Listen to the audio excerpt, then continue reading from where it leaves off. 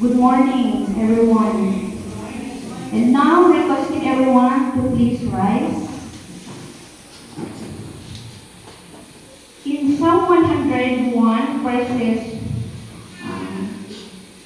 1 to 5, make a joyful noise to the Lord, all the earth. Serve the Lord with gladness.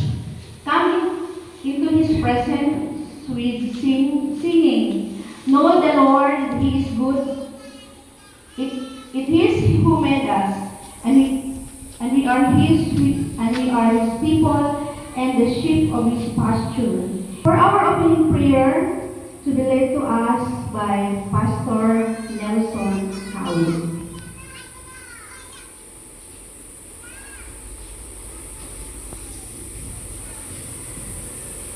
Tayo po ay manalangin sa umagang ito. Our Heavenly Father, we thank you, Lord, na kami po ay binigyan ninyo ng pagkakataon sa pagsamba sa iyo, Panginoon. Then we pray. Amen. For our opening hymn, let's sing Trust and Obey.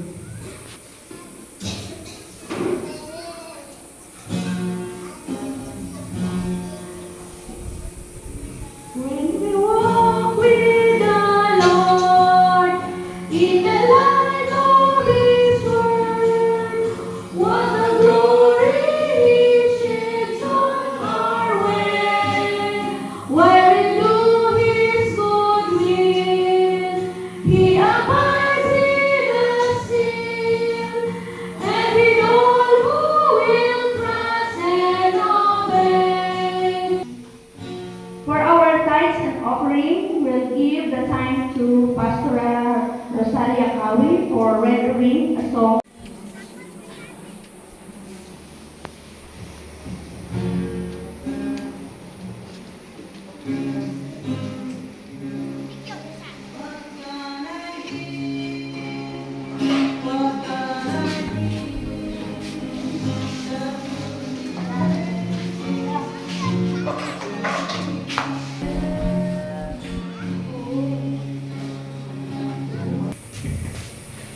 Requesting everyone to please rise for our celebration. Praise God from whom all blessings flow. Praise Him, all creatures here below. Praise Him above, yeah, heavenly hosts. Praise Father, Son, and Holy Ghost. Amen.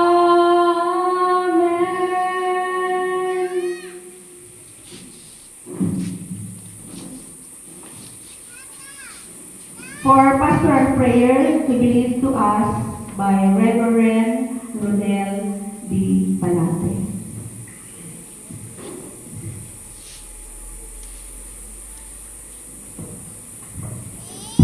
Shall we bow down our heads and close our eyes para sa panalangin? Our God and ever-loving Father, we really would like to praise and thank you, dear God, for this very wonderful day. Wherein, oh God, we are all gathered here in this sanctuary, dear Father, for the purpose, oh God, of giving glory and honor to your name through this fellowship and through, oh God, for the listening of your word. Panginoon, kami po ay pusong nagpapasalamat at kami po ay binigyan niyo ng pagkakataon na kami po ay makapakinig na naman ng inyong mga salita. Bless, Lord God, through our lives as your children, living together, oh God, in harmony, in unity, and in love, giving glory and honor to you in every aspect of our life. Father, as we continue to have this fellowship we have this morning, amin po hinihiling ang gabay ng iyong Espiritu, Panginoon, that as we continue to enjoy each one's presence, let it be that you're going to be with us, all God along the way, and we will enjoy the fellowship, and we will enjoy the listening to your word as our life in our daily living. This is our prayer thanksgiving. We commit every day with much thanksgiving in our hearts in the blessed name of our Lord Jesus Christ. We commit every day. Amen and amen. We'll give the time to Pastora Rosalia Kawi.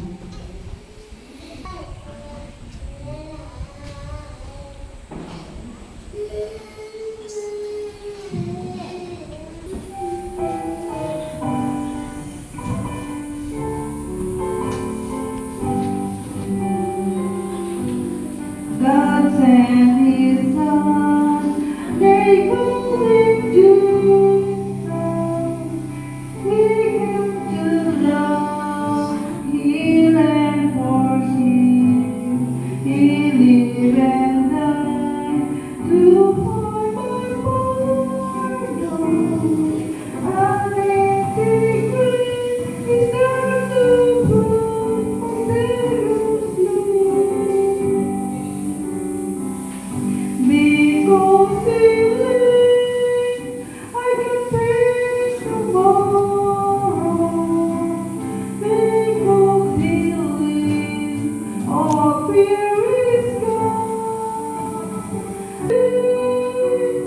I can face tomorrow. Because He lives, all fear is gone. Because I know He owns the future, and life is worth the living just because He lives. At this moment, let's now prepare our hearts as we listen the Word of God given to us by Reverend Rodelby Palate.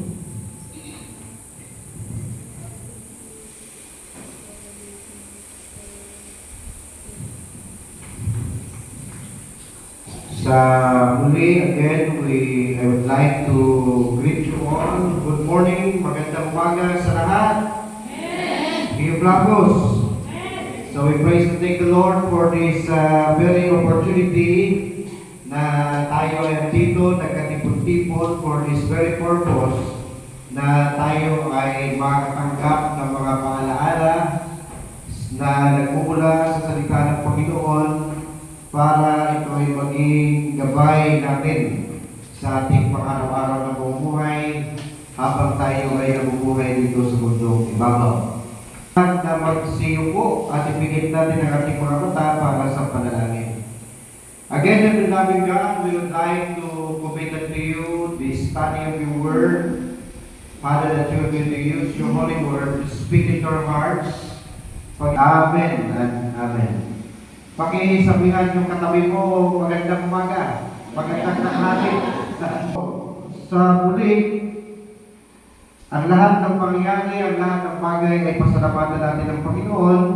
Bagkus tayo ay mga anak niya, mga hinirang, mga pinili niya, mga tagasunod niya. At yan ay isa sa pinakamalaking titulo na mayroon tayo habang tayo ay nandito sa mundong ito, na tayo ay mga anak ng Diyos. Amen?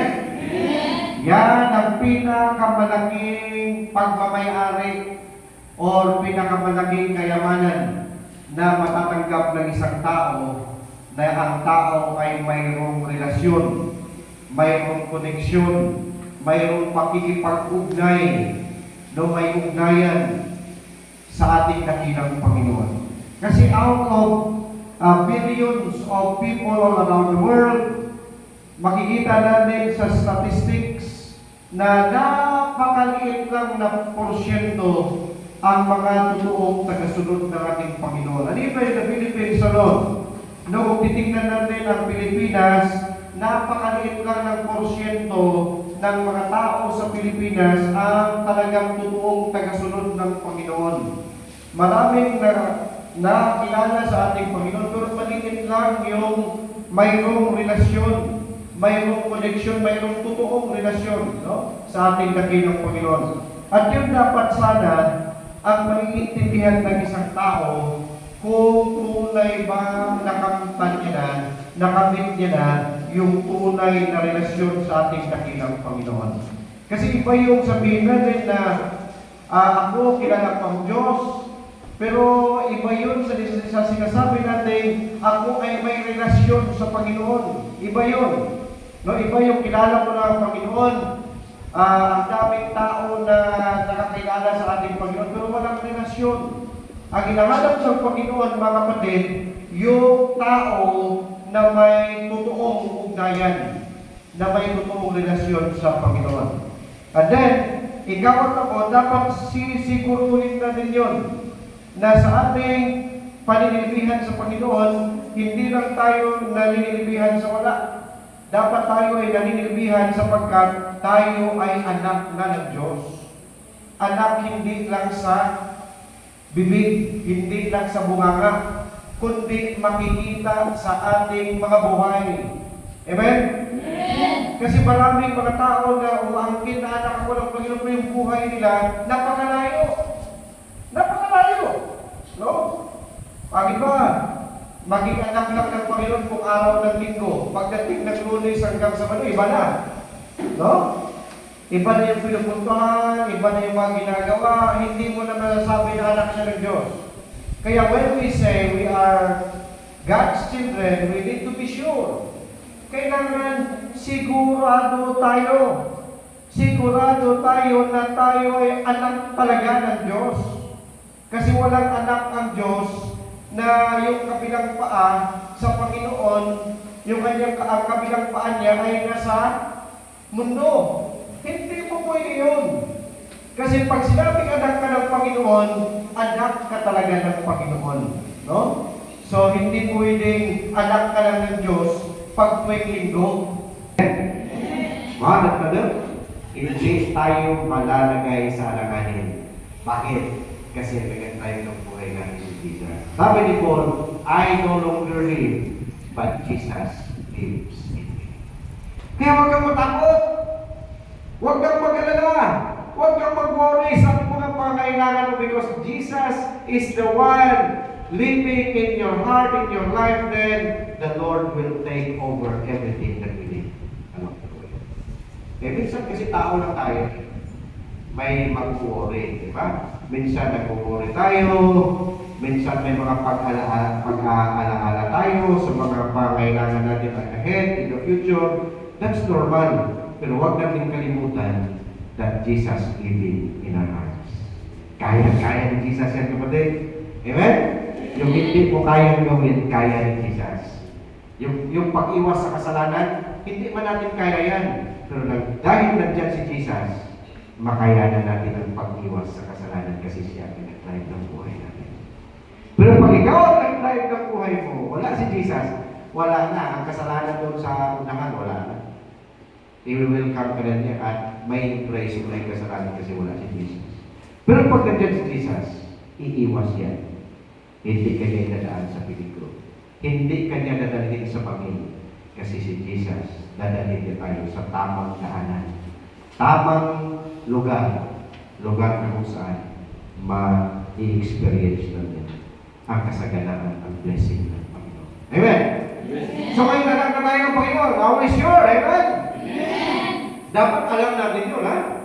Kasi huwag lang sabihin na anak ako ng Panginoon, Pastor, kasi perfect ang attendance ko sa church. Mali po yun. No?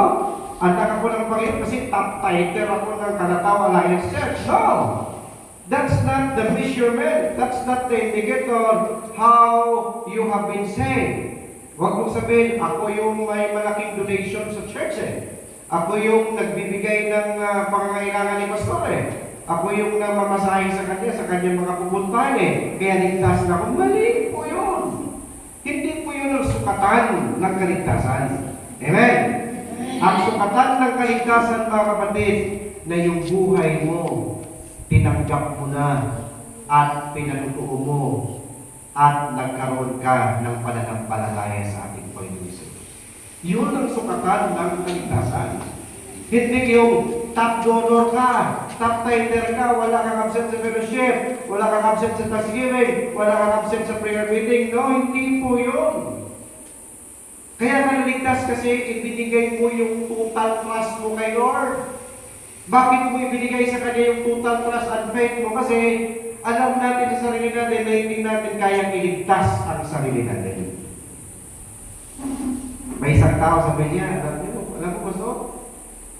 Kung ang kaligtasan ay yung pagpunta ng church, sabi niya, pagsamba para maligtas ako, sabi niya. Hindi ko na kailangan magpunta ng simbahan. Magpagawa mismo ako ng sarili kong simbahan sa loob ng bahay. No, diba? Galing diba? Kung ang kaligtasan, sabi niya, simbahan, magpagawa ako ng napakagandang simbahan sa loob ng bahay ko. Kung yun ang sukatan ng kaligtasan. So sabi ng mayaman na yun, hindi yun. Ang sukatan ng kaligtasan na i-surrender natin ang buhay natin kay Jesus. Tanggapin natin si Jesus. At pagkariin natin si Jesus sa buhay natin para tayo ay maligtas. Amen? So mga kapatid, totoo na bang nag-ari si Jesus sa buhay natin? Amen? Kung totoong nag-ari si Jesus sa buhay mo, makayanan mo ang lahat ng mga pagsubok. No? Kahit nagaano magbigat ang mga pagsubok na manadaanan natin along the way, hindi tayo mag-give up. Bakit? Kasi nandiyan si Jesus nakasama natin. Kahit anong problema, kahit anong lindol ang darating, kahit anong bagyo ang darating, hindi tayo matatakot bagkus nandiyan si Jesus nakasama natin araw-araw. Makasabi ka, grabe no, problema ko, Pastor ba? Ang dami ko, nakayanan man. Why? Because Jesus is active and living in your heart. Kaya sabi ni Paul, I no longer live, but Christ lives in me. We can do all things because of the Lord Jesus Christ. Huwag kang pagmalaki. Kaya ako naging ganito kasi matibay ako ka. Grabe ako. Matalino ako. Kasi masipag ako. Parang sinulong ko na yung glory. Ano? Hindi. Dapat, sabi ni Paul, nagagawa natin ang lahat ng bagay. Na-accomplish natin ang mga bagay-bagay because of the Lord Jesus Christ living in our hearts. Kung ano man ang manadatnan ng ating district, hindi yung dahil sa akin. Kung ano man ang mararating ng ating district in 4 years, from today until 2029, hindi yun dahil sa akin. Because of the power of the Lord Jesus Christ, the Lord of SMCCD. Amen? Wala tayong dapat na ipagmalaki mga kapatid. Kasi ang lahat ay galing sa Diyos. Pinamana lang din sa atin itong galing, talino, talent, skills, mga material na bagay, lahat, mga ano man ang mayroon tayo, hindi yan atin. Galing sa Diyos yan. At gagamitin natin ang lahat ng mayroon tayo para sa ikararagan at ikapupuri ng pangalan. So kung anong mayroon ka, gamitin mo yan para kayo. Hindi mo gamitin para ipagyabang. No? Huwag natin gamitin ang mga bagay na mayroon tayo para ipagyabang kung sino tayo hindi. Diyan ka na lang. Ako na lang muna mag-drive ng buhay ko kasi gusto kong pumunta doon. Gusto kong pumunta doon sa madilim. Diba? Malaking kwan yun, pagpabago yun na maobserbahan ng pamilya namin na may ginagawa si Lord sa buhay natin. Amen? Pero sabihin ng anak natin, ano man yan, Mapa? Kalabas mo na lang simbahan na ganyan ka na? Walang pinagbago yung ugali mo. Okay lang yun. Dapat may makita sila na binabago tayo ng Panginoon para maging karakter ni Jesus. Amen? Pag yan makita ng pamilya mo, yan ang pinakamalaking kayamanan na may iwan natin sa kanila. Na tayo ay may pananampalataya sa Panginoon. Amen? Yan ang pinaka-the best na kayamanan na makikita ng pamilya natin. Na tayo ay may close relationship with our God. Hinihiling ko ang lahat magsitayo tayo mga kapatid. Please close your eyes and bow your head. Then, tingnan mo yung buhay mo kapatid. Kumusta ka na? Kumusta yung relationship mo kay Lord? Magulo ba? Sigsag? Hindi klaro, klaruhin mo na ngayon. Huwag kang umuwi sa bahay mo na hindi klaro yung ugnayan mo kay Jesus. Dapat klaro yun. Kung ano man yung isang bagay na dapat mong klaruhin sa buhay na ito, dapat klaro yung relasyon natin kay Lord. Hindi pwede na sabihin natin, anak ako ng Diyos na walang ebidensya. Dapat may ebidensyo. Pag sinabi natin, anak ako ng Panginoon, dapat may katibayan ako. Ang katibayan na yun ay binago ni Jesus yung buhay. Kapatid, suriin mong mabuti yung buhay. So, tingnan mong mabuti. Tingnan mo maigi. Kumusta si Jesus? Talagang si Jesus ba naghahari sa buhay mo totally? O naghahari lang siya partially? Dapat hindi partial, kapatid. Dapat walang partiality. Dapat total lordship of the Lord Jesus Christ that will took place in your whole life. Sabihan mo si Lord, Lord, here I am. Panginoon, here is my life, Lord. Please, rule over, reign into my whole life. Okay. From head to foot, Lord, you're the owner of this life. Please come in. Please reign. Please rule, oh God, in my life wholeheartedly. Kapatid, sabihan ko si Lord, Lord, forgive me for all the sins that I've committed. Patawarin niyo po ako, Panginoon, sa lahat ng kasalanan na aking nagawa. Linisin niyo po ako. And starting today, Lord, I will commit. Sabihan po si Lord, kapatid, simula sa araw na ito, Panginoon, aking ipinapangako na ikaw lang ang sisilbihan ko habang ako ay nabubuhay sa mundo ito. Lord, I will help my pastor to spread the gospel. I will help the church, the evangelism team, to spread the good news. And the good news is how you have transformed my life, Lord. Yun ang dapat kong ipagmalaki. Yun ang dapat kong ipagmayamang kung paano ka nabuhay sa buhay ko, Panginoon. Kung paano mo binago, Lord, yung buhay ko. Yun ang dapat kong i-share doon sa aking mga kapatid na wala pa dyan sa iyo, Panginoon. Oh Lord God, ang dami pang tao ang nasa kadiliman.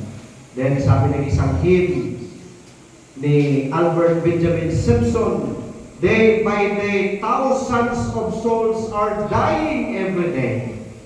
Lord, gamitin niyo po ako na bago mamatay ang mga kaluluwa na yun, ay maparatingan ko ng inyong mensahe ng kaligtasan. Para Panginoon, wala silang pagsisisihan. Hindi na ako sisisihin bandang uli, bagkos na iparating ko sa kanila ang plano mo. Yun ang plano mo na iligtas sila. Thank you so much, God, for your words this morning. Thank you for awakening our hearts this morning. Thank you, Lord God, for letting us search, oh God, and have some inventory check of how are we before thy sight. Thank you so much, oh God, for bringing us into this reflection that we need to see to it, that we need to have that clear relationship unto you by having you in our lives, surrendering our lives to you, and asking you, Lord God, to rule over and reign over in our whole life. Thank you for your words of reminders to us, that we need to hold on to these words, and we need to give value to these words in order for us to live the life that you have planned for each one of us. All the praises and glory belongs to you, Lord. We commit everything with thanksgiving, and all of us will say, Amen and Amen. Palakpakan natin ang ating kasilang Panginoon. Praise God. Salamat sa salita ng Panginoon para sa acknowledgement and some announcement. Will give the time to Pastor Rose.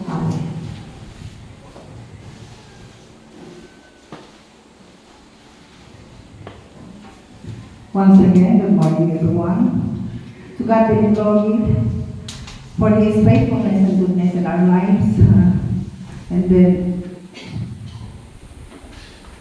praise God that we are here today to celebrate His greatness.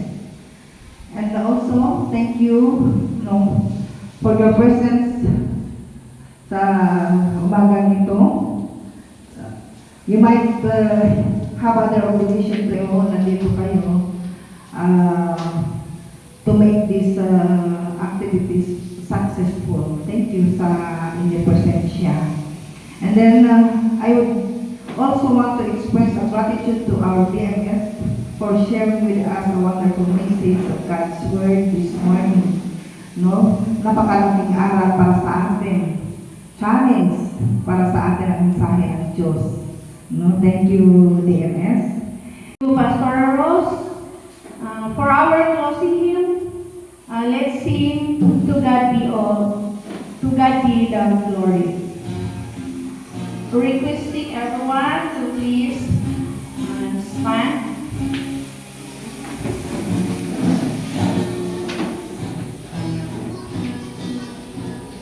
To God be the glory, great things He has done. So lovely the world that He gave us His Son. Oh yeah, there is life and atonement for sin, and open the life gate that all may go in. For closing prayer and benediction, we'll give the time to our speaker.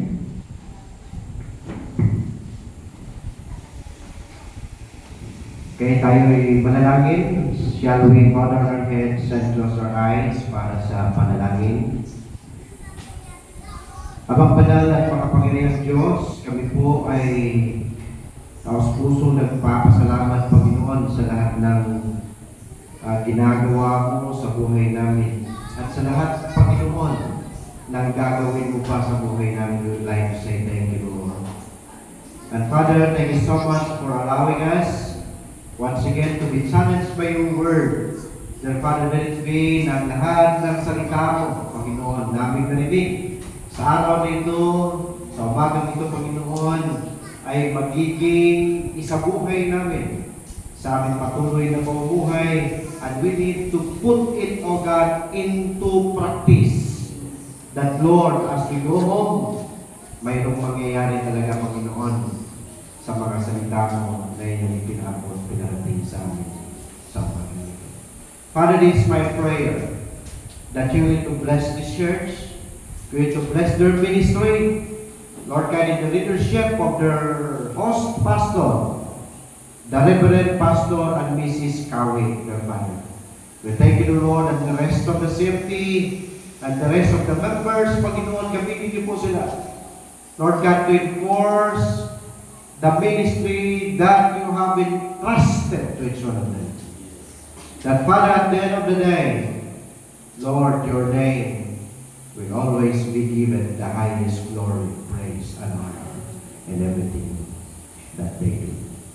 And Father, as we dismiss ourselves and as we commune with each other through the fellowship, remaining fellowship that we have today, may your will to be with us and bless our sharing time together. And Father, at this very juncture, may I now declare for tongues thy overflowing, continuous overflowing abundance and blessings to be upon this church in all aspects of the life. In the blessed name of God the Father, and the grace of our Lord Jesus Christ, and the fellowship, and the sweet communion of the Holy Spirit, be with us from now on until the Lord's coming. Amen and amen. God bless.